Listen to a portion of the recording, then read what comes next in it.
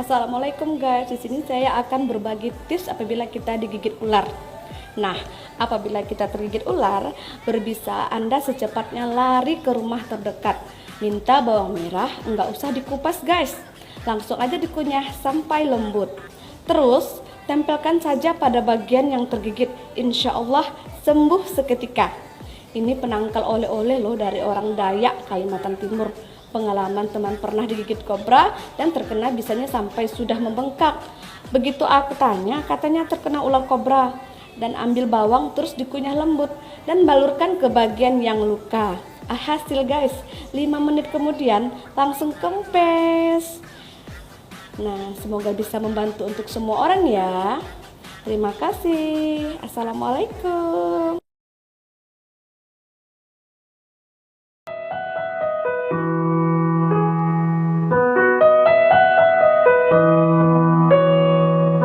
Saat semut hilang, kau tetap setia menjaga. Berpantaslah ini senyum yang lain. Saat semut tertidur, sepanjang tersadar. Pakai olahraga, tapi raga yang lain. Ternyata tersenyum melihat kau bertaruh nyawa. Tak pedulikannya kau punya demi raga yang lain. Kau pahlawan jubnya, ku hanya akan membalas semua. Dari lelah yang tak ternilai demi raga yang lain.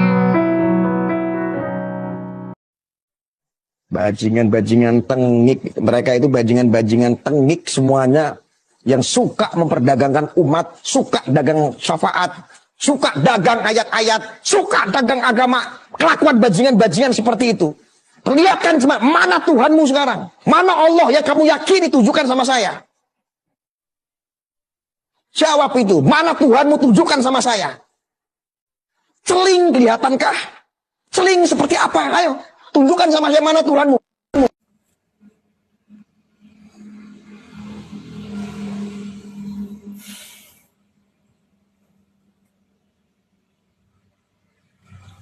Ya Allah.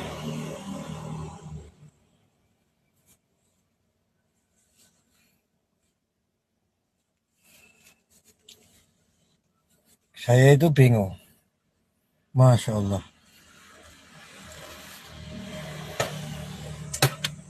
Ya Allah.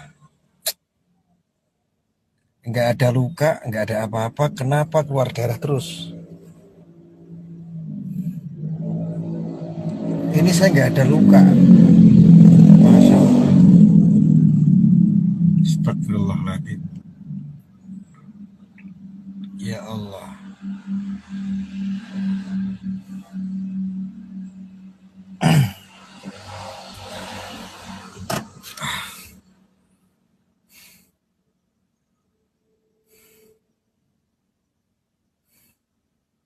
Astagfirullahaladzim.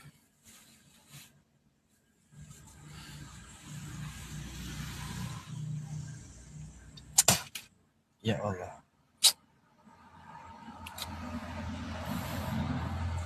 Setiap kepalaku kayak ditojos-tojos pakai paku itu pasti kok pipiku keluar darah. Saya tidak tahu, ini sudah sering kayak begini.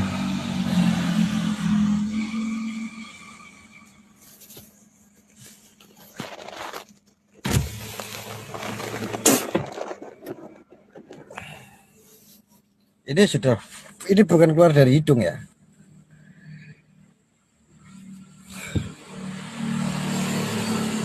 Ini bukan keluar dari hidung, bukan keluar dari hidung atau dari mulut. Saya tidak tahu. Setiap kepala saya sakit kayak ditusuk-tusuk paku pasti.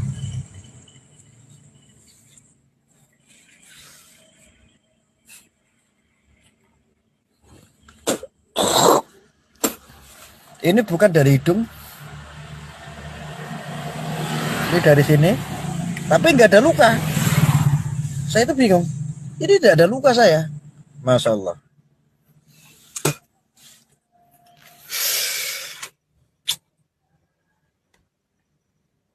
Astagfirullahaladzim. Aku disantet lagi, disantet lagi. Ulah siapa ini? Allahu Akbar. Kenapa kalau kepalaku sakit yang keluar pasti kok ini? Ini ada masalah apa? Ini tidak pernah ada masalah, hidung tidak ada masalah. Menurutku tidak ada masalah, saya tidak ada luka.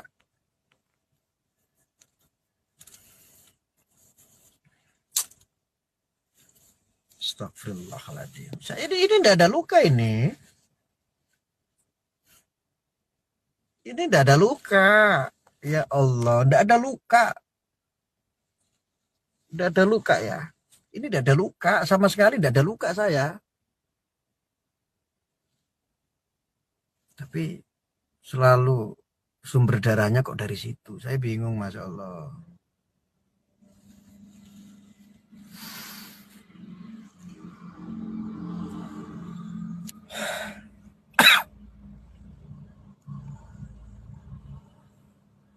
Allahumma sholli ala sayyidina Muhammad. Haula wala quwwata illa billah. Astagfirullah.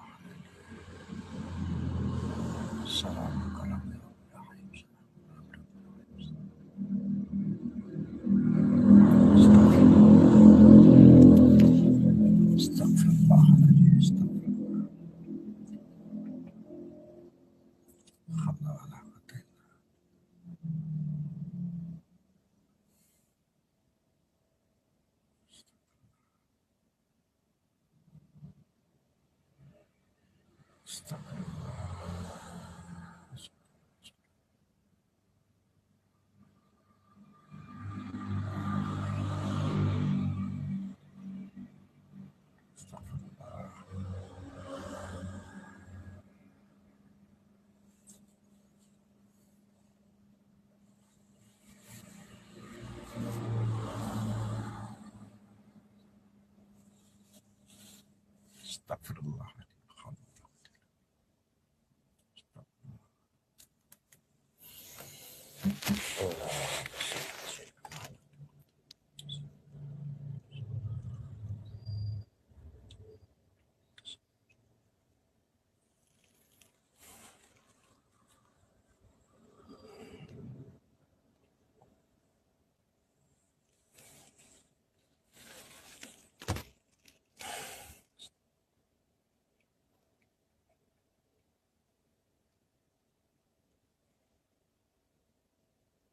Ya Allah, padahal ini tidak ada luka ya. Iya, saya bingung karena ini tidak ada luka. Tidak ada apa-apa.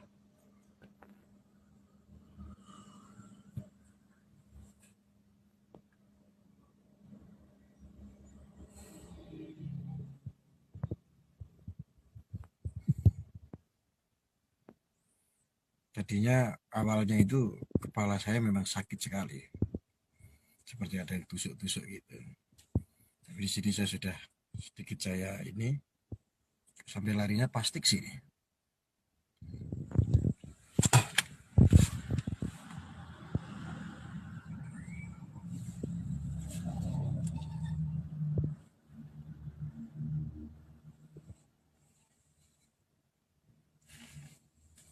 Ini nggak ada luka sama sekali. Aku nggak ada luka. Masya Allah. Tidak ada luka ini. Tidak ada luka apa atau apa. Kecubit atau cuek itu nggak ada. Bersih. Itu bersih sekali. Tidak ada luka. Tidak ada luka ya. Tidak ada. Tidak ada luka.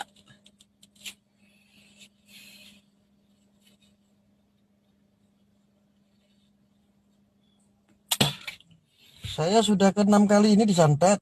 Kemarin perut sampai kasur saya darah semua. Masa ya nyantet saya, terus untungnya apa coba nyantet saya? Masya Allah. Waktu itu udah santet, udah dikembaliin sama orangnya mati. Sekarang lagi kayak begini. Sekarang nyantet wajah saya. Salahnya apa?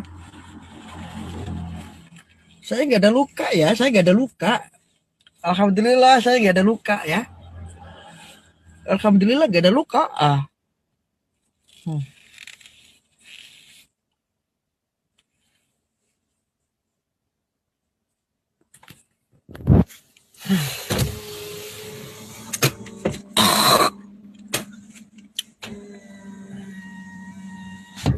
Coba saya mampir ke tempatnya Ujang Bustami. Saya udah di Cirebon ini. Baru sampai saya. Saya masuk Cirebon langsung kayak begini. Saya ke Ustadz Ujang Bustami, saya coba sharing.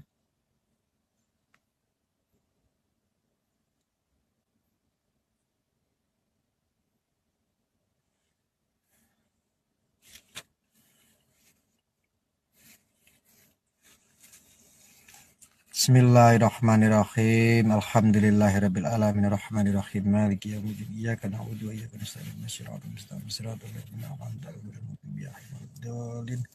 Bismillahirrahmanirrahim. Qul huwallahu ahad, Allahus samad, lam yalid wa lam yulad wa lam yakul lahu kufuwan ahad. Bismillahirrahmanirrahim. Qul a'udzu birabbin nas, malikin nas, ilahin nas, min syarril waswasil khannas, alladzi yuwaswisu fi sudurin nas, min jinnati wan nas. Jinnati wan nas, jinnati wan nas, jinnati wan nas. Allahu Akbar.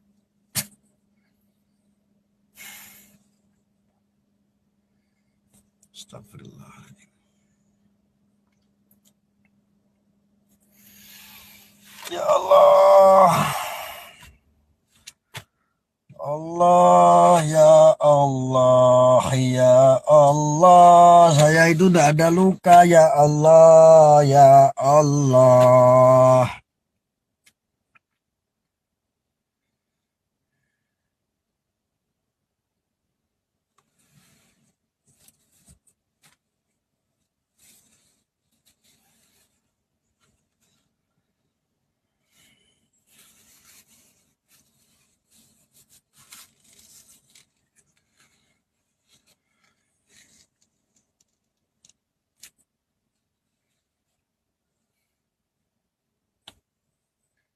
Ya Allah, ya Rahman, ya Rahim.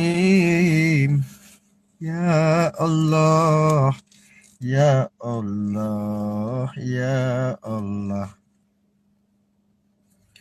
Aku tuh nggak ada luka, Masya Allah. Nggak ada luka, saya nggak ada luka. Saya jerawatan juga enggak. Kenapa?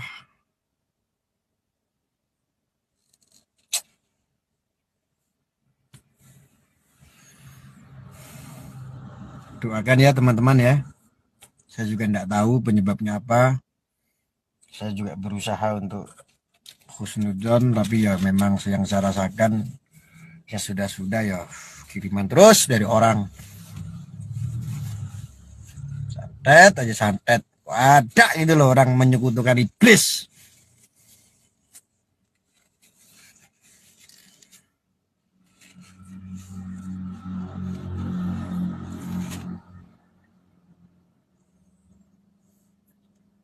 Kecil sekali kayak. Bukan luka, nggak ada luka. Nggak ada. Nggak ada ya? Nggak ada. Nggak ada. Tapi kenapa darahnya banyak banget setelah dilepas? Tidak muncul lagi. Saya nggak ada luka.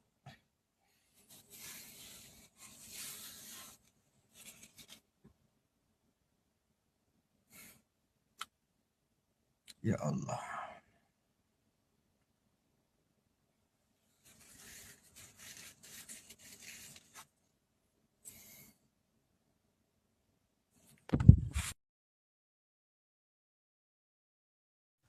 What does happiness mean to you? and I guess there's a subset to this question. Does happiness mean differently to everybody? Is there a universal definition of happiness? See, If you become pleasant in your body, we call this health. If this becomes very pleasant, we call it pleasure. If your mind becomes pleasant, we call it peace. If it becomes very pleasant, we can say you're happy or joyful or something. If your emotions become pleasant, we call this love. If it becomes very pleasant, we call it compassion. If your very life energies become pleasant, we call this bliss. If it becomes very pleasant, we call it ecstasy. If our surroundings become pleasant, we call this success. Only to make surroundings pleasant, we need to seek the assistance of other people, other forces, various skills to be gathered, all this to create pleasantness in our surroundings. But to make this body, this mind, this emotion and energy pleasant is 100% your business, isn't it?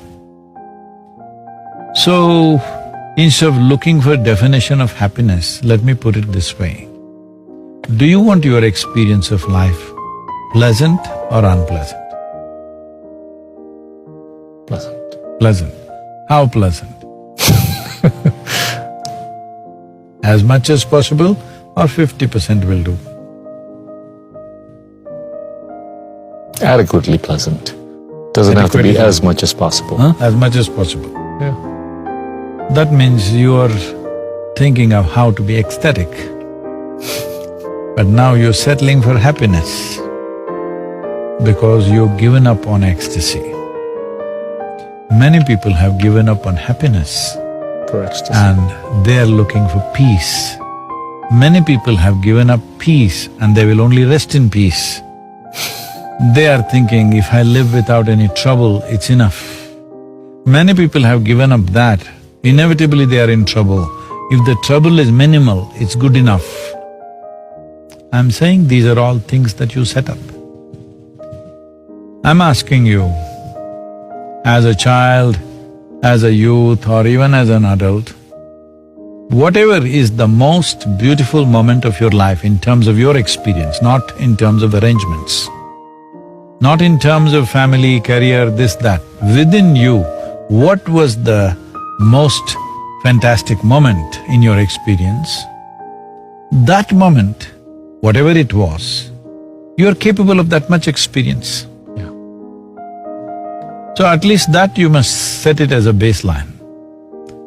How joyful you were in a given moment in your entire life, what was the highest moment?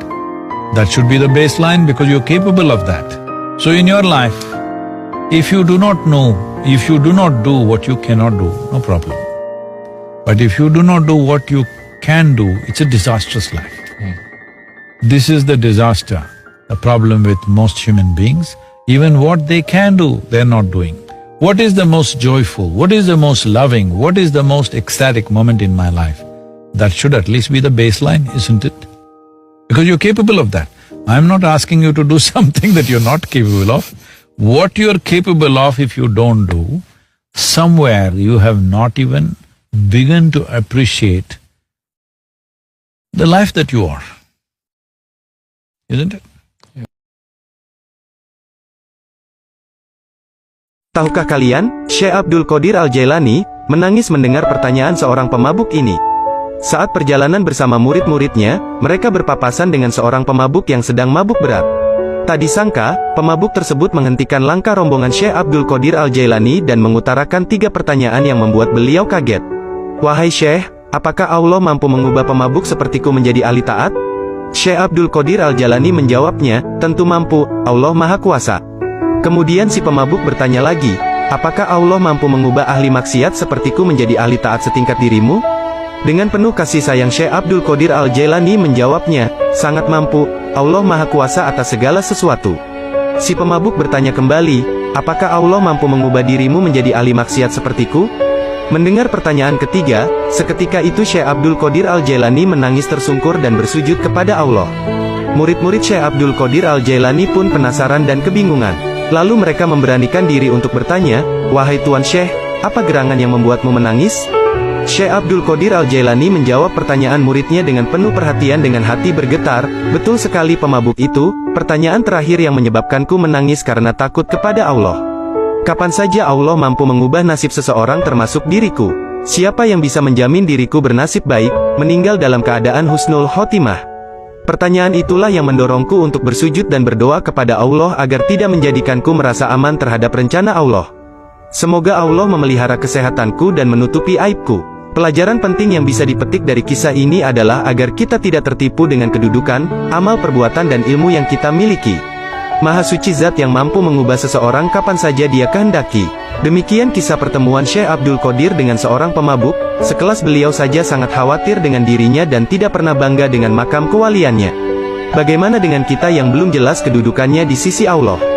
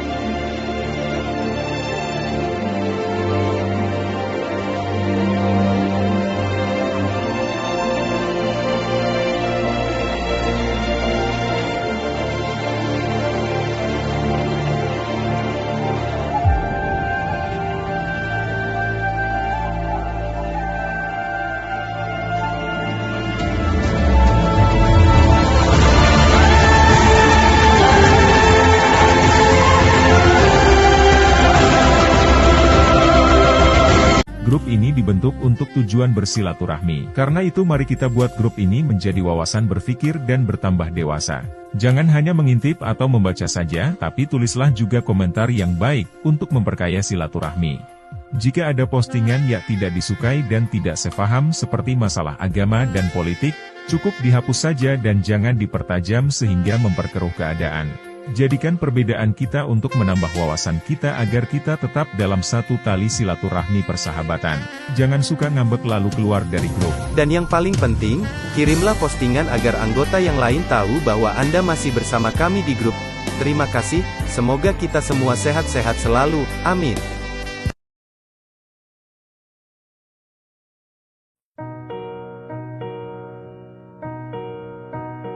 Siapa di sini yang suka banget makan pisang rebus? Pisang rebus merupakan makanan yang tergolong sangat sederhana dan juga memiliki kandungan yang bermanfaat bagi kesehatan tubuh. Kandungan yang dimiliki pisang rebus ialah serat, vitamin B6, kalium, vitamin C, vitamin A, potasium, dan mampu melawan pembentukan radikal bebas.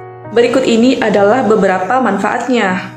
Yang pertama, melancarkan peredaran darah. Penyebab penyakit stroke disebabkan oleh aliran darah yang tersumbat atau tidak lancar. Dengan adanya kandungan kalium pada pisang rebus dapat membantu menstabilkan peredaran darah sehingga aliran darah dapat normal kembali.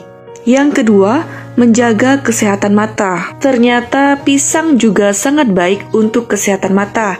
Dengan begitu, Anda akan terjaga dari penyakit mata dan kerusakan mata akibat usia yang sudah lanjut. Yang ketiga, menormalkan fungsi jantung. Ternyata, pisang rebus juga dipercaya dapat menormalkan fungsi jantung dengan bantuan nutrisi dan senyawa yang ada pada pisang rebus, di mana pisang rebus berfungsi memompa daerah dengan baik ke seluruh tubuh agar suplai darah merata ke semua bagian tubuh.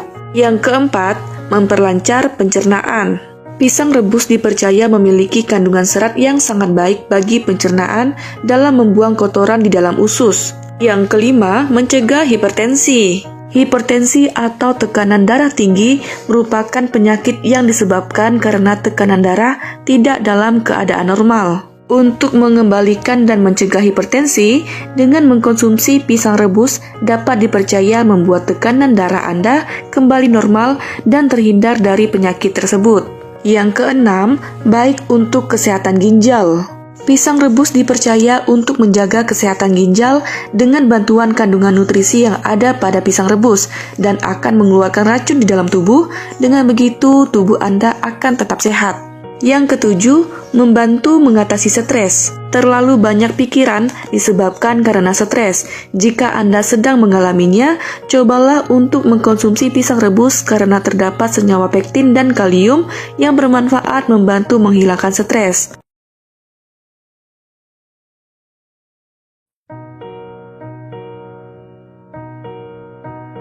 Siapa di sini yang suka banget makan pisang rebus? Pisang rebus merupakan makanan yang tergolong sangat sederhana dan juga memiliki kandungan yang bermanfaat bagi kesehatan tubuh. Kandungan yang dimiliki pisang rebus ialah serat, vitamin B6, kalium, vitamin C, vitamin A, potasium, dan mampu melawan pembentukan radikal bebas.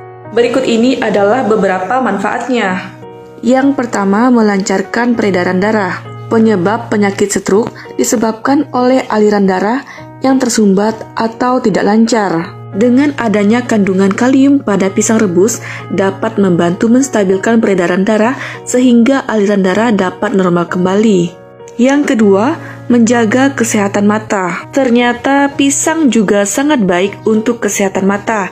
Dengan begitu, Anda akan terjaga dari penyakit mata dan kerusakan mata akibat usia yang sudah lanjut. Yang ketiga, menormalkan fungsi jantung. Ternyata, pisang rebus juga dipercaya dapat menormalkan fungsi jantung dengan bantuan nutrisi dan senyawa yang ada pada pisang rebus, di mana pisang rebus berfungsi memompa daerah dengan baik ke seluruh tubuh agar suplai darah merata ke semua bagian tubuh.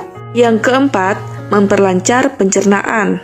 Pisang rebus dipercaya memiliki kandungan serat yang sangat baik bagi pencernaan dalam membuang kotoran di dalam usus. Yang kelima, mencegah hipertensi. Hipertensi atau tekanan darah tinggi merupakan penyakit yang disebabkan karena tekanan darah tidak dalam keadaan normal. Untuk mengembalikan dan mencegah hipertensi, dengan mengkonsumsi pisang rebus dapat dipercaya membuat tekanan darah Anda kembali normal dan terhindar dari penyakit tersebut. Yang keenam, baik untuk kesehatan ginjal. Pisang rebus dipercaya untuk menjaga kesehatan ginjal dengan bantuan kandungan nutrisi yang ada pada pisang rebus dan akan mengeluarkan racun di dalam tubuh. Dengan begitu, tubuh Anda akan tetap sehat. Yang ketujuh, membantu mengatasi stres. Terlalu banyak pikiran disebabkan karena stres. Jika Anda sedang mengalaminya, cobalah untuk mengkonsumsi pisang rebus karena terdapat senyawa pektin dan kalium yang bermanfaat membantu menghilangkan stres. Percobaan kali ini saya sudah menyiapkan ada 4 buah gelas yang berisi macam-macam larutan. Yang pertama ada larutan yang berisi air putih, larutan gula, larutan garam, dan juga minyak goreng. Dan masing-masing larutan nanti saya akan campurkan dengan sel darah manusia. Ini adalah darah manusia yang sudah ambil menggunakan jarum suntik. Nah, lalu saya akan teteskan pertama kali pada larutan yang pertama, yaitu air putih. Kalau kita perhatikan di sini darah dengan air putih langsung akan larut. Bahkan ini saya siapkan ada batang pengaduk, saya akan aduk sampai dengan merata, dan di bagian batang pengaduknya pun juga tampak bersih, tidak ada darah yang menempel. Ini artinya darah dengan air dia akan terlarut sempurna. Lalu bagaimana dengan larutan gula? Saya akan teteskan darah pada larutan gula. Kalau kita bandingkan dengan air putih tadi, pada larutan gula ini sel darahnya tidak akan larut ke bawah, justru dia akan mengendap di bagian atas. Dan akan saya gunakan batang pengaduk. Nah, Anda bisa lihat ini beda sekali. Sel darahnya justru menempel pada batang pengaduk. Ini kenapa? Karena gula itu bersifat perlengketan. Berbeda dengan air putih tadi, batang pengaduknya bersih. Makanya orang kalau kena diabetes, terjadi perlengketan pada darahnya, mengalami rasa haus, kemudian sering buang air kecil, dan akhirnya suka ngemil. Nah, bagaimana dengan orang yang hipertensi? Ini adalah larutan garam. Ini darahnya saya akan teteskan pada larutan garam. Lalu saya akan juga sama masukkan batang pengaduk. Dan ini berbeda dengan diabetes, di mana sel darah yang menempel pada batang pengaduknya tidak selengket pada gula, larutan gula. Tapi yang membedakan pada orang darah tinggi atau hipertensi yang terlalu sering makan asin-asin, ini kelihatan sel darah merahnya akan terurai, dia akan rusak, dia akan pecah. Makanya orang darah tinggi bisa mengalami pecah pembuluh darah. Yang terakhir saya akan teteskan darah ini di dalam minyak goreng. Nah, kalau saya teteskan ini langsung bisa terlihat sel darahnya nggak bisa larut, tidak juga ya mengendap di bagian atas, tapi justru menggumpal-gumpal. Ini membuktikan bahwa orang yang tinggi kolesterolnya akan mengakibatkan penggumpalan sel darah. Jadi sel darahnya akan menggumpal-gumpal, dan ini yang bisa menimbulkan penyumbatan pada pembuluh darah. Ini adalah percobaan sederhana yang saya lakukan dengan menggunakan 4 macam larutan yang berbeda. Semoga percobaan ini bisa menjadi inspirasi untuk kita agar tetap sehat. Ya, kita lihat di sini, ini ayam hidup kemudian disembelih. Ayam masih hidup disembelih. Coba lihat lehernya, dia lebih lebar. Jadi ketika dipotong di sini, ya, ada kontraksi dari kulit di sini akan melebar. Ya, ada bekas di sini saluran makanan, saluran nafas juga tertarik. Ya, sehingga kita bisa membedakan ini bentuk ayam hidup yang kemudian disembelih. Kita akan belajar sekarang seperti apa ayam tiren itu. Teman-teman, ini lihat, ini contoh ayam tiren, ayam mati kemarin, ya, ayam yang sudah mati kemudian dia disembelih, ya, disembelih. Tapi sesungguhnya bukan disembelih, dia hanya dilubangi, ya, seperti ini, ya. Ini contohnya. Jadi ayam yang sudah mati disembelih, tidak ada kontraksi dari kulit sehingga tidak akan tertarik. Di sini mungkin juga saluran nafas, saluran makan tidak bisa terpotong. Ya, ini yang banyak beredar di masyarakat yang kita harus hati-hati.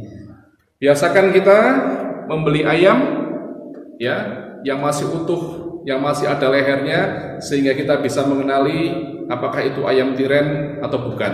Ya, dari bau ayam tiren lebih menyengat karena sudah ada pembusukan di sana. Teman-teman, sekali lagi, ini ayam tiren, ya.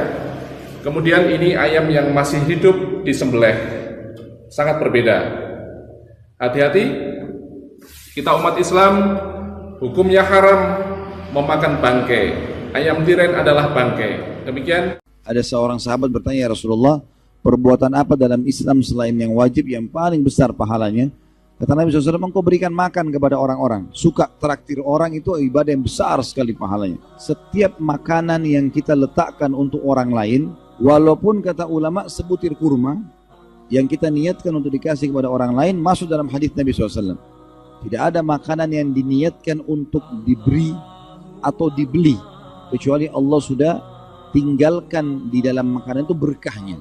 Dan selama itu ada di badan orang itu, kita dapat amal jariah. Dia bergerak, dia bekerja, baik itu menjadi darahnya kah, ototnya kah, seterusnya. Makanya kata Nabi SAW, engkau memberikan makan kepada orang-orang, kaya atau miskin. Kadang-kadang juga orang tua kita kaya raya, masa kita nggak perlu beliin makanan orang tua kita, tetap aja. Teman-teman kita misalnya orang mampu, tetap aja kita traktir. Simpan rahasiamu hanya untuk berdua saja, untuk dirimu sendiri dan untuk Allah yang menciptakan dirimu. Jagalah di dunia ini dengan dua keridhaan.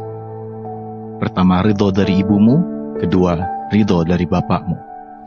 Mohonlah bantuan ketika sulit dengan 3 hal: sabar, sholat, dan istighfar sebanyak-banyak. Jangan pernah risaukan 2 hal ini, rezeki dan ajal, karena keduanya berada di bawah kekuasaan Allah Subhanahu wa Ta'ala. 2 hal yang tak perlu diingat selamanya: kebaikanmu terhadap orang lain dan kesalahan orang lain terhadap dirimu. 2 hal yang jangan pernah dilupakan: Allah dan akhirat, karena kita akan berjumpa Allah di akhirat. Selalu dekatkan dirimu dengan 6 orang ini: ibumu, ayahmu, gurumu, saudara kandung lelakimu, saudara kandung perempuanmu, sahabat, dan tetanggamu. Ada 4 orang yang kita tidak boleh sedikit pun bersikap kasar kepada mereka: yatim piatu, fakir miskin, orang sakit, dan kaum duafa. 4 hal yang bisa membuat dirimu lebih indah: sabar, tabah, tinggi ilmu, dan dermawan. 4 orang yang hendaknya kamu dekati: orang yang ikhlas, orang yang setia, orang yang dermawan, dan orang yang jujur. 4 orang yang jangan sampai kau jadikan teman: tukang bohong, tukang mencuri, tukang menghasut, dan tukang adu domba. Ada 7 orang yang kita harus dermawan kepada mereka: orang tuamu, mertuamu, istrimu, anak-anakmu, keluarga kandungmu, gurumu, dan sahabatmu. 4 hal yang hendaknya kamu kurangi: makan, tidur, malas, dan bergunjing menjelekkan orang lain. 5 hal yang jangan sampai engkau putus karenanya: sholat, Al-Quran, zikir, silaturahim, dan sedekah. Mudah-mudahan bermanfaat buat Anda semuanya, dan jangan lupa like, komen, dan subscribe jika video ini bermanfaat. Sedang menutup, dari pagi tadi dibuka, malam tadi sampai ini ditutup.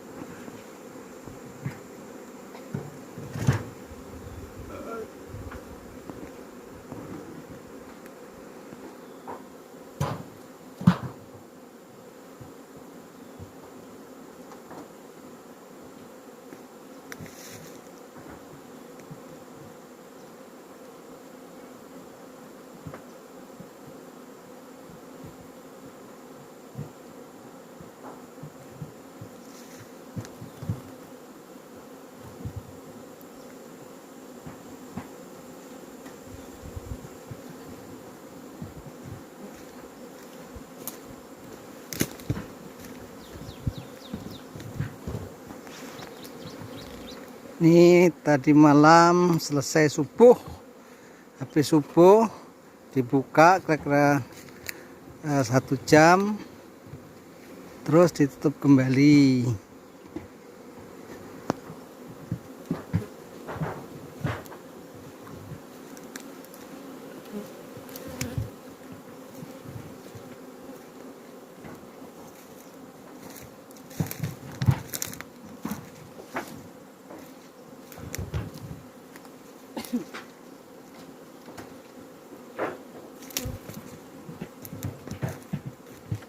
Nih sungainya, sungai kanal ya, kanal.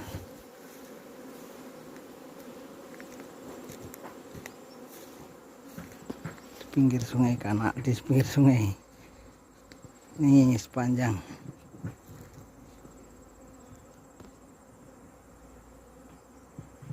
Nih akasia masih kecil.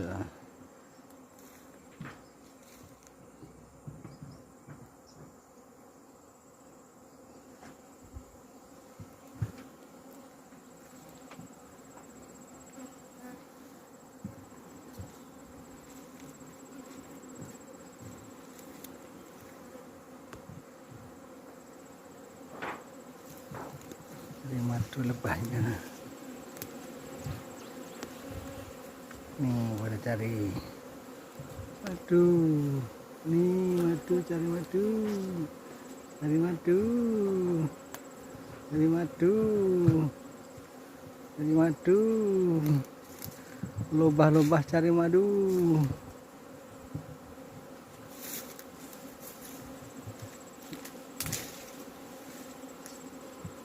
Cairannya itu dia.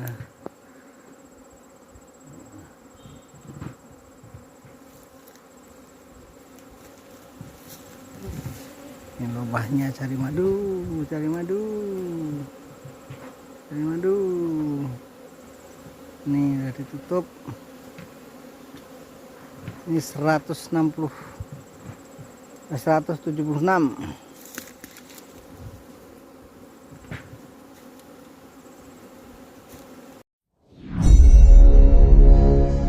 Ada berita yang bersumber pada laporan AIDS Data, sebuah lembaga riset pembangunan di bawah College of William and Mary. Laporan ini mengungkap data dari berbagai negara terkait yang berhutang dengan Tiongkok, termasuk Indonesia. Dua klarifikasi data hutang ke Tiongkok yang dibahas dalam laporan itu yaitu: satu, unreported debt atau hutang yang tidak dilaporkan. Yang kedua adalah hidden debt atau hutang yang disembunyikan. Khusus hidden debt, Indonesia dinyatakan bahwa berhutang sebesar US dollar 17,28 billion, yang mana lebih dari 4 kali sovereign debt Indonesia kepada Tiongkok, yaitu sebesar hanya 3,9 billion US dollar. Mengapa hidden debt ini penting untuk dibahas? Ini kembali pada status pembahasan kita terdahulu tentang keuangan BUMN. Hidden debt ini dimiliki oleh BUMN, dengan demikian tidak akan muncul dalam balance sheet pemerintah, namun muncul dalam balance sheet BUMN tersebut. Perbedaan antara sovereign debt dengan hidden debt adalah: satu, apabila sovereign debt default, maka tidak ada satu negara pun di dunia ini dapat membangkrutkan negara lain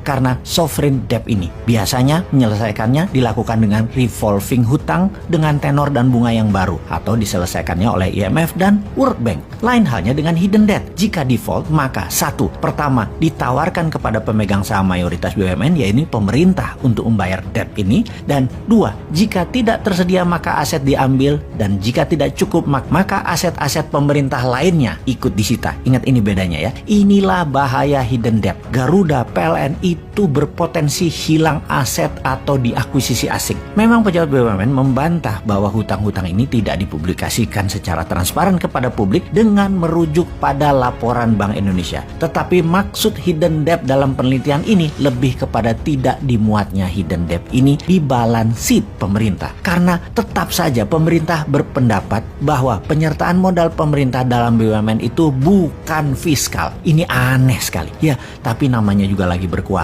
Ini yang ditakutkan mereka kalau suatu hari mereka tidak berkuasa lagi. Aturannya dibalik ke sebagaimana seharusnya. Mereka bisa kena pasal pelanggaran dan penyalahgunaan kekuasaan. Dan ini penjaranya panjang, baju oranyenya panjang hal ini, dan banyak lagi berjamaah. Oke, kita lanjut. Jadi paling aman sampai tahun 2024 atau 2029 masih dikawal mereka. Kalau perlu tambah 3 tahun dulu diperpanjang jabatannya dengan alasan pandemi. Lalu 2027-2032 juga masih diperpanjang kekuasaan ala Putin, tukar presiden dengan perdana menteri, balik lagi presiden. Jadi yang jadi wakil presidennya adalah presiden sekarang. Pokoknya diputar-putar aja, tukar presiden jadi wakil presiden. Lalu dari 2032 dan 2037, 10 tahun tambahan ini masih kelompok mereka juga mirip Putin aja mengendalikan Rusia. Ya nggak apa-apa juga, namanya juga mereka berkuasa. Semua ini bisa-bisa saja, namun digaransi Indonesia akan tetap menjadi middle income country. Sekali lagi, apapun yang mereka lakukan tidak akan membuat Indonesia menjadi negara maju, tidak buat miskin. Namanya middle income country, nggak naik nggak turun.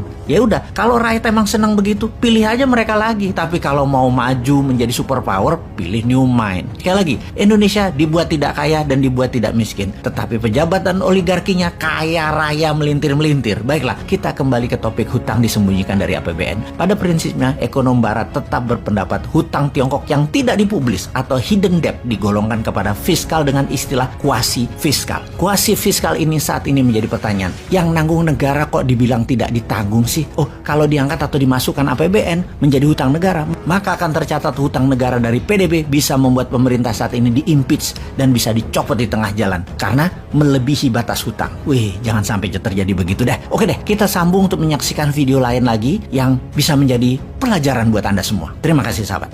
Pemerintah utangnya meningkat, ya. Pemerintah bilang kecil utangnya itu bandingkan sama Jepang. Jepang itu utangnya 215% dari PDB, Indonesia cuma 29. Tapi jangan lupa Jepang juga ngasih pinjam ke Amerika, jadi dia debitur dan kreditur. Indonesia bunganya tinggi, Jepang bunganya 0, jadi bebannya besar. Kemudian Jepang utangnya itu 90% kepada rakyatnya sendiri. Jadi kalau bayar bunga, uangnya nggak lari. Indonesia tertinggi di dunia, utangnya yang dipegang oleh asing, bonds ya gitu. Jadi jangan nyesatkan juga dong gitu, seolah-olah Indonesia utangnya nggak ada apa-apa gitu. Faktanya adalah Indonesia berutang karena apa? Karena pengeluarannya meningkat, pendapatannya turun. Tax ratio 5 tahun terakhir turun. Di era Pak Jokowi setiap tahun tax ratio turun. Sehingga penerimaannya naik, pengeluarannya turun. Nah, akibatnya utang tambah banyak.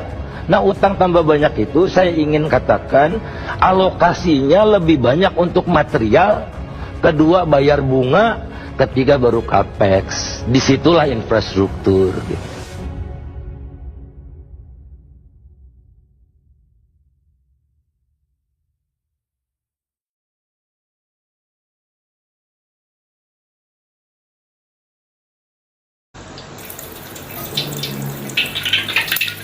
Nah, tengok. Kita sapu semua. Kita sapu rata lagi elok. Tengok, dah merah Nampak merah tu? Assalamualaikum guys. Jumpa lagi dengan saya Rizal. Okey, hari ni saya nak tunjuk satu ilmu, tips bila kita terkena minyak panas tangan kita ni. Dekat sikit. Tengok, tangan saya ni tak ada bekas apa-apa tau. Tak ada bekas minyak, tak ada bekas api, tengok. Padahal saya masak dah lama, lebih kurang dalam 12 tahun, 13 tahun saya dah masak. Tapi tak ada. Tak ada bekas pun minyak ke, kena minyak panas ke, melecur ke apa ke kan. Okey, sekarang saya nak tunjuk tips dia. Kalau bila kita kena minyak panas, apa yang kita akan bagi. Okey, sekarang tengok sini. Okey, ni minyak dah panas tau. Tengok. Minyak ni betul-betul panas, tengok. Panas Nampak? Ni bukan tipu minyak ni dah panas. Tak percaya? Jom kita bagi air sikit. Wah.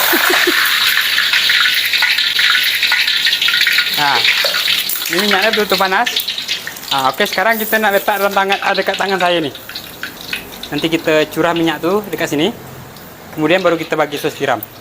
Dia tak akan melecur, tak akan melembung, tak ada apa tau. Cuma sos tiram tu bila kita sapu jangan basuh. Okey. Sekarang kita nak curah atas tangan saya ni, tengok.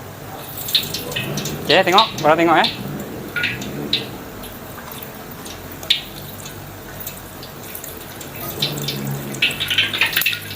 tengok. Panas Okey. Bila kita dah kena macam ni, minyak panas ni. Pertama sekali kita kena ambil sos tiram. Dekat sikit, dekat sini. Ni sos tiram ni. Kita sapu sos tiram kat sini guys. Kita sapu semua. Kita sapu rata sos tiram. Macam ni. Kita sapu je semua. Kemudian kita biarkan dia selama setengah jam, 30 minit, 1 jam pun lagi elok. Tengok dah merah Kena minyak tadi tu, minyak panas tau. Ni bukan tipu-tipu tau. Ni betul-betul punya saya bagi tips ni. Nampak tu? Dah merah. Dah terkena minyak tu merah. Tapi kita jangan panik lah. Kita kena ambil sos tiram je.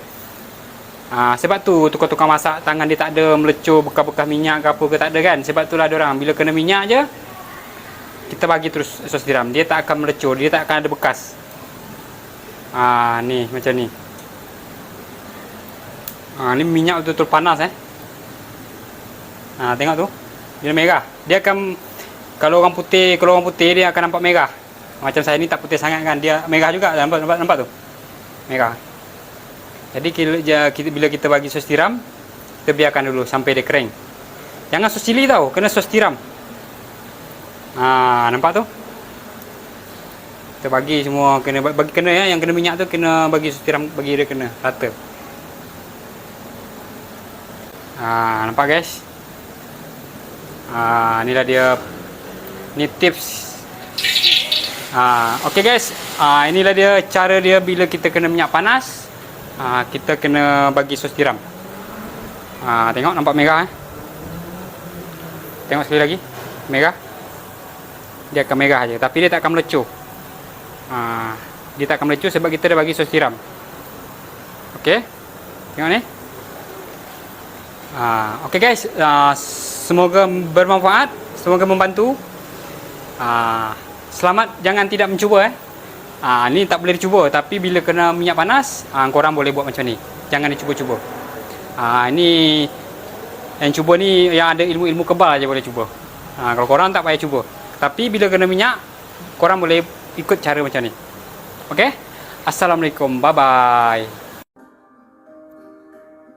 Oh, der Weihnachtsengel.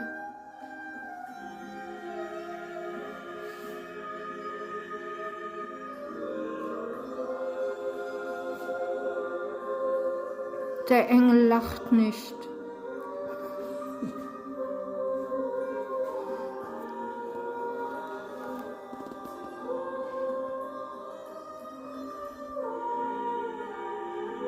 Jika kalian berziarah kubur ke makam orang tua kalian, saudara kalian, atau siapapun itu, maka jangan lupa untuk membaca doa ini minimal 3 kali. Karena ketika seseorang membaca doa ini sebanyak 3 kali di depan kuburan mayit, maka Allah Subhanahu wa Ta'ala akan mengangkat azabnya hingga hari kiamat. Sebagaimana yang dikatakan dalam hadis Rasulullah sallallahu alaihi wasallam, "Ma min 'abdin yaqulu salasa marratin 'inda qabri mayyitin, Allahumma bihaqqi sayyidina Muhammadin wa ali Muhammadin la tu'azzib hadzal mayyit illa rufi'a anhu al-'azab yauma yunfakhu fis-sur." Tidaklah seorang hamba membaca 3 kali doa ini di depan kuburan mayit, maka jatah siksaannya akan diangkat oleh Allah Subhanahu wa Ta'ala sampai hari kiamat. Manakah doanya? Bismillahirrahmanirrahim. Allahumma bihaqqi sayyidina Muhammadin wa ali Muhammadin la tu'azzib hadzal mayyit. Itulah doanya, jangan lupa dibaca ketika berziarah kubur, agar ahli-ahli kubur yang kita ziarahi azabnya diangkat oleh Allah Subhanahu wa Ta'ala. Semoga bermanfaat. Halo, para fans resep penuh rasa. Kamu harus ingat ketika masak daging sapi di rumah nanti, jangan langsung dimasukkan ke panci. Nanti hasilnya akan keras dan susah dikunyah. Hari ini aku mau berbagi cara masak sebagai koki selama 36 tahun. Pasti daging sapinya akan lembut seperti tahu, bisa dimakan meski gigi lepas. Pertama, potong daging sapi yang harganya 9 yuan per kilogram menjadi potongan besar. Rendam dengan air hangat dan sedikit garam selama 18 menit. Ini untuk menghilangkan darah di dalam daging sapi. Langkah ini tidak hanya untuk menghilangkan bau amis, tapi juga menjaga kandungan nutrisi daging. Ingat, jangan direbus, langsung tumis dengan api besar hingga keluar air. Tanpa sadar, aku sudah membagikan 868 karya, tapi belum mendapat hati merahmu. Sungguh menyedihkan, berikan bintang gratismu pada video ini, tolong ya. Kemudian tambahkan bawang, jahe, daun salam, cabai kering, gula batu, kecap asin, kecap manis, garam, penyedap ayam, saus tiram, dan sedikit tauco. Jangan lupa tambahkan air panas. Ini kunci agar daging sapi menjadi lembut dan bumbunya meresap. Tutup panci dan diamkan selama 45 menit, kemudian tambahkan kentang dan wortel. Masak lagi selama 15 menit, akhirnya tambahkan daun bawang, dan masak dengan api besar hingga kuah mengental. Mudah banget, daging sapi kuning yang lembut dan bumbu padat, lembut, enak, bukan menggumpal di mulut, pasti semua keluarga suka makan. Cepat simpan resepnya dan selamat mencoba. Minggu tanggal 1 September kita manen di 07, lokasinya letaknya di Ekawana. Ini proses penyesetan.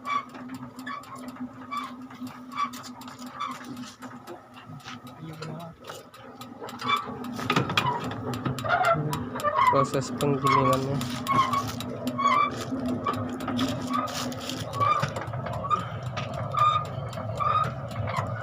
Madunya agak jernih, warna merah ini, warna merah.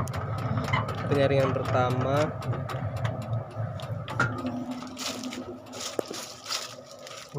Proses penyaringan keduanya. Yes.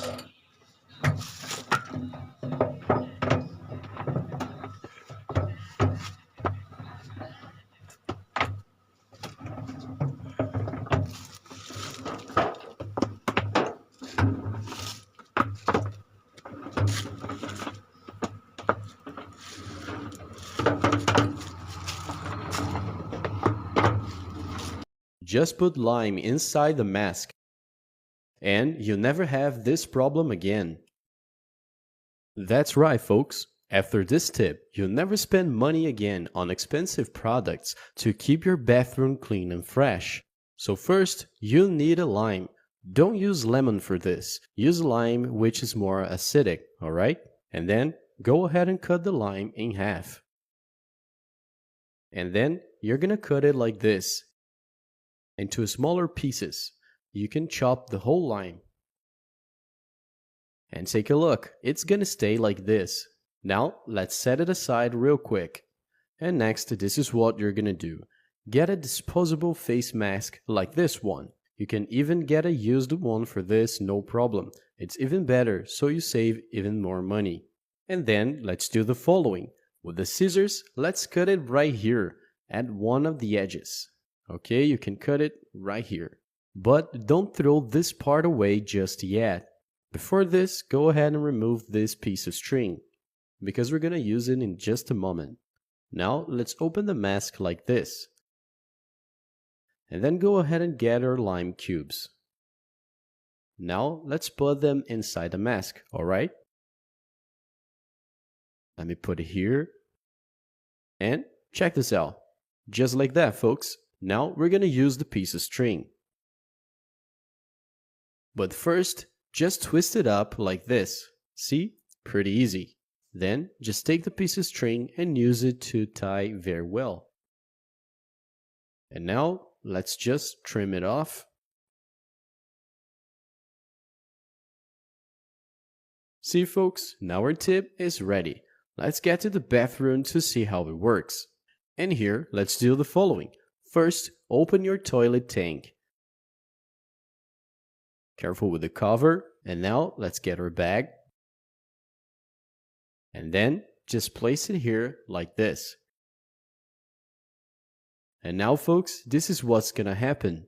Every time we flush it, a little of the lime essence will be released down the toilet. And if you didn't know, lime is an excellent antibacterial. It is also great for cleaning purposes, for killing germs, and also removing bad odors. Therefore, this is the perfect option for you to keep your toilet always clean, and especially to remove that strong and bad smell of urine, instead of keep spending on expensive products, which sometimes still don't remove the bad odor. Then this one could be your solution. And now, just put the cover back in place, and every time you flush it, a little bit of the lime essence will come out, keeping your toilet fresh and clean. It's also gonna help to remove stains, and especially bad odor. This can completely eliminate all urine smell. It's a very simple, cool tip that will definitely save your money, and it's gonna totally help you in your daily life.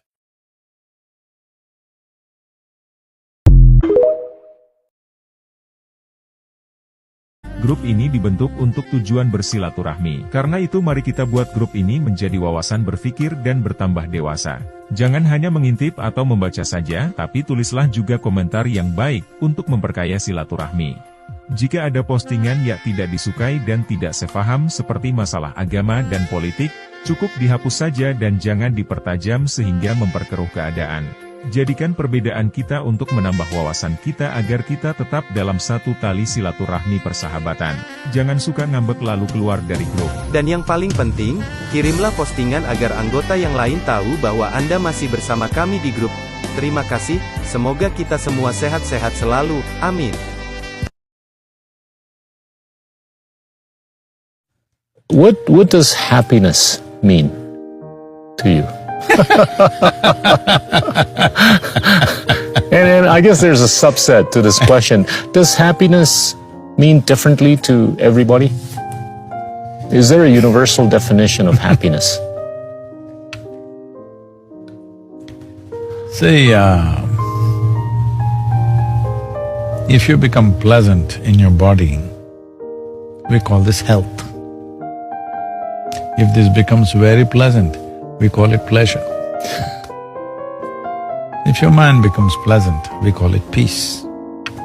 If it becomes very pleasant, we can say you're happy or joyful or something. If your emotions become pleasant, we call this love. If it becomes very pleasant, we call it compassion. If your very life energies become pleasant, we call this bliss. If it becomes very pleasant, we call it ecstasy. If our surroundings become pleasant, we call this success.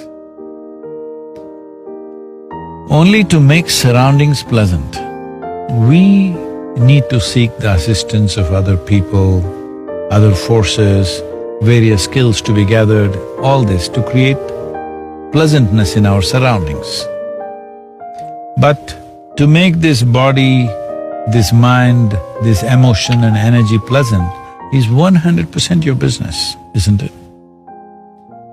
So, instead of looking for a definition of happiness, let me put it this way. Do you want your experience of life pleasant or unpleasant? Pleasant. Pleasant. How pleasant? As much as possible or 50% will do? Adequately pleasant. Doesn't have to be as much as possible. Huh? As much as possible. Yeah. That means you are thinking of how to be ecstatic. But now you're settling for happiness because you've given up on ecstasy. Many people have given up on happiness for ecstasy, and they are looking for peace. Many people have given up peace and they will only rest in peace. They are thinking, if I live without any trouble, it's enough. Many people have given up that, inevitably they are in trouble. If the trouble is minimal, it's good enough. I'm saying these are all things that you set up. I'm asking you, as a child, as a youth or even as an adult, whatever is the most beautiful moment of your life in terms of your experience, not in terms of arrangements, not in terms of family, career, this, that, within you, what was the most fantastic moment in your experience? That moment, whatever it was, you are capable of that much experience. So at least that you must set it as a baseline. How joyful you were in a given moment in your entire life, what was the highest moment, that should be the baseline because you're capable of that. So in your life, if you do not know, if you do not do what you cannot do, no problem. But if you do not do what you can do, it's a disastrous life. This is the disaster, the problem with most human beings. Even what they can do, they're not doing. What is the most joyful, what is the most loving, what is the most ecstatic moment in my life? That should at least be the baseline, isn't it? Because you're capable of that. I'm not asking you to do something that you're not capable of. What you're capable of, if you don't do, somewhere you have not even begun to appreciate the life that you are, isn't it? Agama. Jadi mohon yang terakhir saya ingin sampaikan, tidak ada kesuksesan tanpa kerja keras, tidak ada kesuksesan tanpa perjuangan, dan tidak ada kesuksesan tanpa dorongan doa dari kedua orang tua kita. Jadi pada hari ini Anda ucapkan selamat, Anda mintakan maaf kepada orang-orang tercinta yang berkontribusi atas kesuksesan pendidikan kita. Hati-hati memperlakukan kedua orang tua. Saya tahu di sini ada master hukum, saya tahu di sini ada master manajemen, saya tahu banyak prodi yang ada di sini dan memiliki tata kelola yang sangat baik, maka itu salah satunya didukung oleh perilaku Anda setelah lulus. Pada saat Anda berinteraksi dengan kedua orang tua, jangan menggunakan pasal hukum. Pada saat ibu mengatakan, saya mau ketemu, kamu pulang, maka Anda akan mengatakan, "Mah, tidak boleh memaksa, karena ada pasal hukumnya." Nggak ada itu, tidak berlaku untuk kedua orang tua. Pada saat Anda diminta membantu kedua orang tua, Anda jangan menggunakan manajemen yang efektif. Tidak ada manajemen dalam hubungan dengan orang tua, kecuali penghargaan, penghormatan, dan tempatan dia sebagai di tempat yang paling sempurna sebagai kedua orang tua kita. Saya hanya ingin mengulang dengan cerita yang lama, tetapi ternyata ini memberikan sebuah inspirasi bagi kita. Mohon maaf, saya pernah jadi seorang pejabat. Pada saat saya sedang rapat, saya ditelepon oleh keponakan saya dan menyatakan ibu saya dalam keadaan sakit. Kemudian saya balas telepon itu dengan sebuah ungkapan yang agak sedikit sombong. Tolong cepat bawa ke dokter dan nanti uangnya akan saya transfer. Ternyata ibu dari kejauhan menjawab kalimat saya dengan sebuah kalimat yang tegas. Enggak usah ditransfer, yang penting kita bisa ketemu. Kalau ibu sudah mengatakan yang penting kita bisa ketemu, maka jabatan itu tidak ada, maka rapat itu tidak ada. Dan boleh saya katakan, kalau saya sudah dipanggil ibu dan bapak, tidak ada yang bisa menolak panggilan siapapun, termasuk atasan saya. Kalau itu ibu dan bapak yang memanggil, kena yakin, kalaupun saya bisa memberikan sebuah alasan, Pak mohon maaf ibu saya dalam keadaan sakit, maka atasan saya akan memahami semua, karena mereka juga pernah dibesarkan dan memiliki rasa hormat kepada kedua orang tuanya.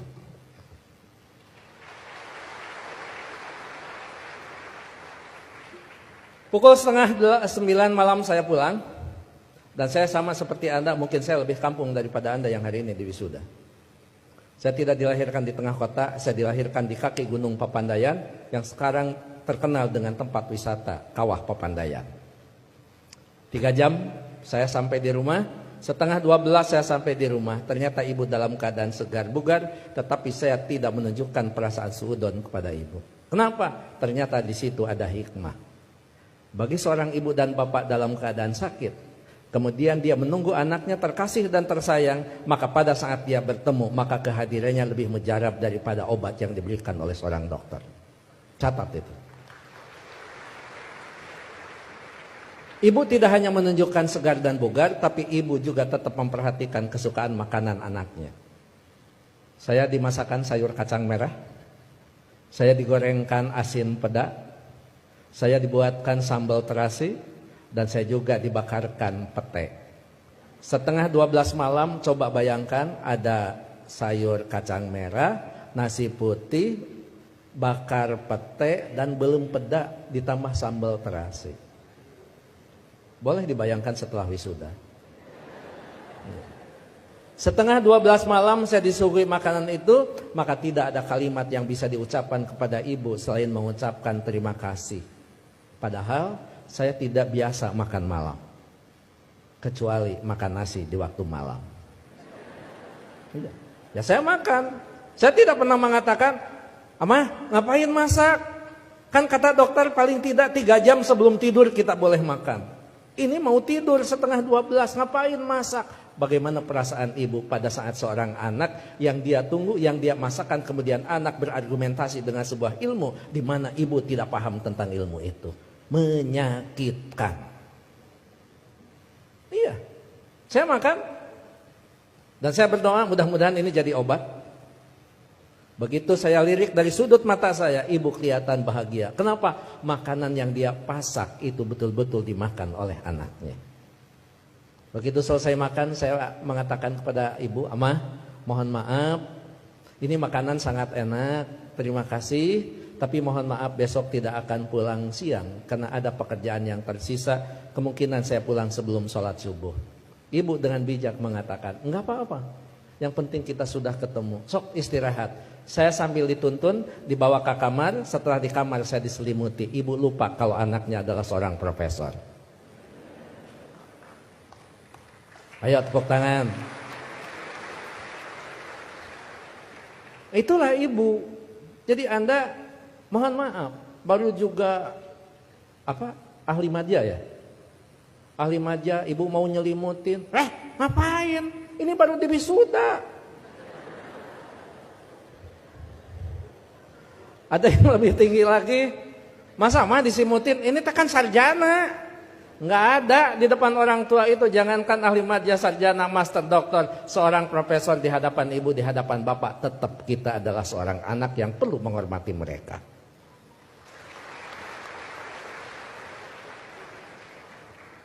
Yang paling indah dan paling membuat saya terharu, pada pukul 3 saya bangun, ternyata ibu sudah berdiri di samping saya sambil menepuk bahu saya. Cepat kamu bangun, jangan lupakan sholat sepertiga malam terakhir. Kenapa? Kamu bisa mendapatkan yang semua ini bukan karena kepintaran kamu, jangan-jangan bukan karena kecerdasan kamu, mungkin keberuntungan doa kita dikabulkan oleh Allah Subhanahu wa Ta'ala. Jadi ibu masih khawatir tentang anaknya. Ibu khawatir anaknya merasa pintar sehingga pintar menjadi sebuah kesombongan. Ibu masih khawatir anaknya cerdas, cerdas menjadi sebuah kesombongan. Bahkan melupakan siapa yang menentukan takdir segalanya pada kehidupan kita. Itu pada profesor itu. Jadi tolong ibu bapak, sebagai orang tua, anak kita hari ini di wisuda, tetap mereka adalah anak kita yang perlu kita luruskan pada saat mereka terlempar dari jalan yang memang ditentukan. Perlu diberikan peringatan, tapi tentu sekarang ini ada kaidah-kaidah yang beda dengan zaman dulu. Seorang siapa Pak Rektor, sahabat itu, Ali, mengatakan, didiklah anak-anakmu bukan dengan zamanmu, karena mereka tidak mungkin mengalami zaman yang seperti kita alami. Jadi memang cara sudah berbeda, cara kita memperlakukan anak-anak kita. Tapi sejatinya tetap kewajiban kita adalah bagaimana mendidik anak-anak kita, bukan masalah kedewasaan. Tapi masalahnya sampai nyawa berpisah dengan badan, itu tetap menjadi kewajiban kita sebagai kedua orang tua. Begitu saya sudah selesai sholat, kemudian di situ saya bisa mendapatkan sebuah hikmah. Memang orang tua kita adalah punya kecerdasan yang luar biasa. Padahal ibu saya bukan profesor, ibu saya tidak lulus SMA, ibu saya juga tidak lulus SD. Beliau hanya lulusan sekolah raya. Tapi apa? Dalam sebuah komunikasi waktu itu saya katakan, "Ama, sekarang saya pergi, mohon pamit." Ibu masih bertanya, "Kamu nanti sholat di mana?" Saya jawab, "Nanti sholat di jalan." Ibu langsung mengkritisi kalimat saya, "Jangan suka sholat di jalan."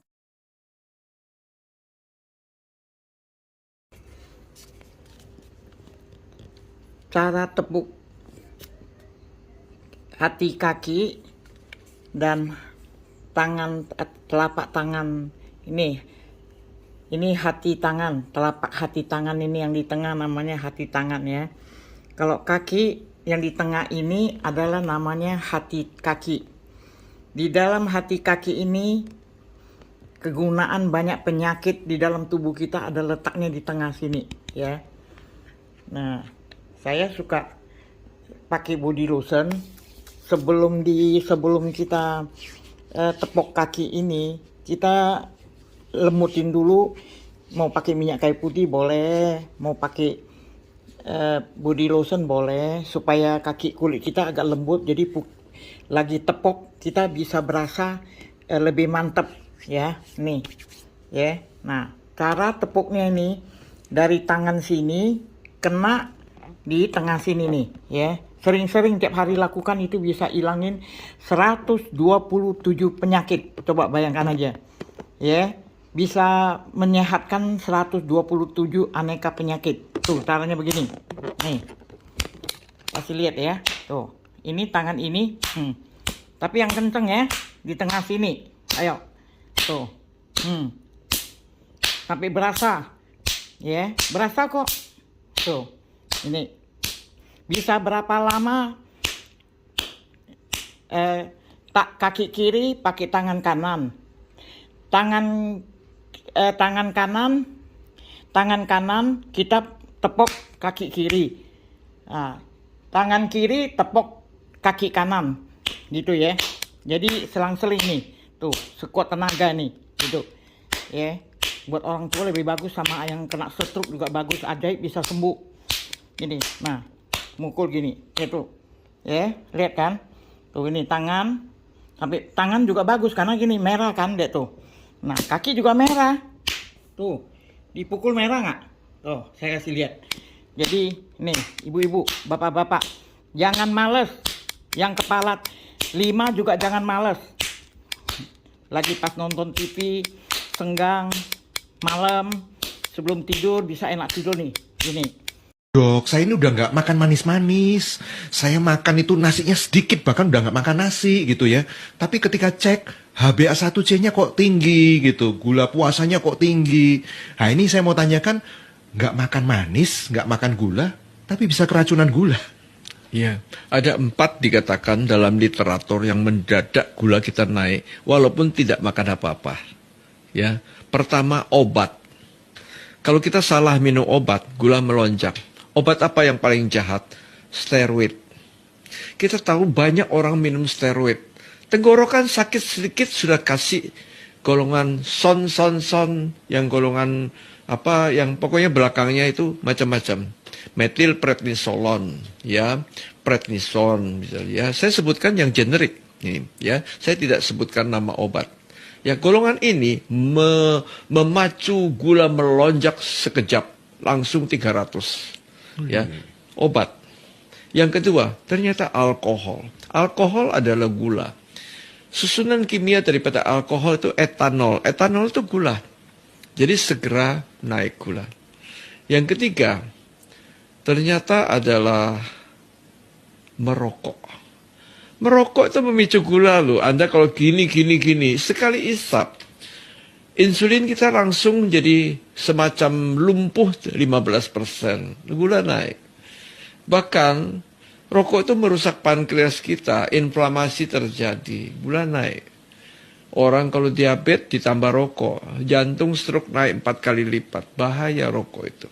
Jadi tanpa kita sadari, tidak makan apa-apa, kok gula naik? Naik. Ya, yang keempat paling penting, stres. Ya, ada orang stres, galau, takut, khawatir, segala macam ketakutan itu naikkan adrenalin, itu kortisol, adrenalin itu menaikkan gula. Jadi begitu ada stres, ada kurang ketawa, ada sudah cemberut, rugi. Ya, ketawa, ya bersyukur, ya nyanyi, itu gula Anda turun. Wow, selamat pagi sahabat Krok-Krok. Pagi ini Tabib ingin berbagi ya dengan kalian. Bagaimana sih agar telinga kita itu selalu sehat, ya, selalu sehat. Semua organ tubuh kita itu harus kita prioritaskan kesehatannya, bukan hanya pada bagian wajah aja atau bagian mata aja, tapi yang terpenting juga adalah telinga. Nah, kali ini Tabib akan menyampaikan bagaimana cara supaya telinga kita tuh tetap sehat ya. Jadi yang pertama, bahwa seseorang yang makin berumur, telinganya biasanya makin mengecil lubang telinganya. Nah, oleh karena itu harus dilakukan rawatan atau perawatan khusus kepada telinga kita ya. Nah, bagaimana caranya sahabat? Tadi tunjukkan ya. Yang pertama yang harus kalian kerjakan adalah gunakan ini, telunjuk ini, itu ditekan sampai mentok. Nah, kalau sudah ditekan sampai mentok seperti ini, ditahan ya beberapa detik. Kemudian melepasnya itu dikagetin. Nah, gitu ya, dikagetin. Nah, pada saat ini masuk ke telinga, ini sampai mentok dan sampai tertutup. Kita pun hampir nggak kedengaran suaranya ya.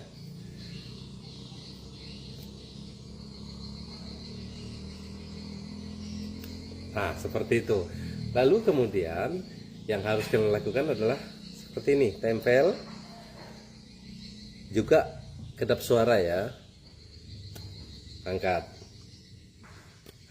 ya. Lalu yang selanjutnya ada di shaking ya, seperti ini agar telinganya tidak kaku ya. Nah, yang terakhir adalah ditarik, tarik. Nah, itu kalian lakukan secara rutin seminggu 3 kali. Sampai kalian umur berapapun, pendengaran itu biasanya akan tetap bagus ya. Saya buktikan melihat banyak orang yang sudah kita lakukan itu pendengarannya kembali luar biasa gitu ya. Salam sehat untuk kita, salam dari saya Mas Panji, Tabib Krok-Krok dari Kalimantan Tengah. Nyeri lutut, hati-hati, biaya operasinya terus 50 juta, gila nggak? Nah, jadi bagi Anda yang mulai ngerasa agak-agak sakit lututnya atau juga yang masih sehat dan akan menua, jaga lutut Anda. Maka dari itu, bagi Anda yang punya masalah lutut dan kemudian juga mungkin yang masih sehat tapi akan mulai menua dan udah agak lemah lututnya, kita latihan caranya di air. Nah, saya kasih 3 gerakan untuk menghindari atau mengatasi nyeri lutut di dalam air atau chai terapi. Nah, Anda harus perhatikan karena 3 gerakan ini telah membantu 10.000 orang lebih di Japa Sportis mengatasi sakit lututnya. Gerakan yang pertama adalah jalan maju. Ada aturan jalan di air. Saya akan kasih tahu caranya ya. Jadi pertama, kita berdiri tegak di sedalam dada atau juga boleh sedalam leher ya. Nanti pilih saja. Kemudian pelan-pelan langkahkan kakinya dan tumit dulu ya, teman-teman. Terus angkat lututnya lurus, tumit dulu.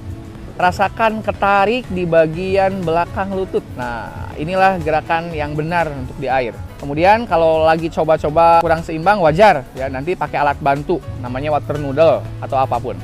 Gerakan yang kedua adalah jalan mundur. Jalan mundur juga punya aturan di dalam air ya. Gerakannya pertama, kita gusur kaki atau jari kaki kita, kemudian pelan-pelan tempelkan bagian tengah kaki sampai tumit. Sebelum tumitnya nempel ke belakang dan ada ketarik di bagian betis dan depan lutut, jangan ditarik dulu yang kirinya. Baru setelah nempel semua, tarik yang kiri. Nah, nanti di bagian bawah saya ajarin caranya. Oke, lakukan ini mungkin bisa 6 kali sampai 10 kali. Gerakan yang ketiga adalah untuk memperkuat otot samping lutut kanan dan lutut bagian dalam atau di kirinya gitu ya. Di sebelah sini dan sebelah sini.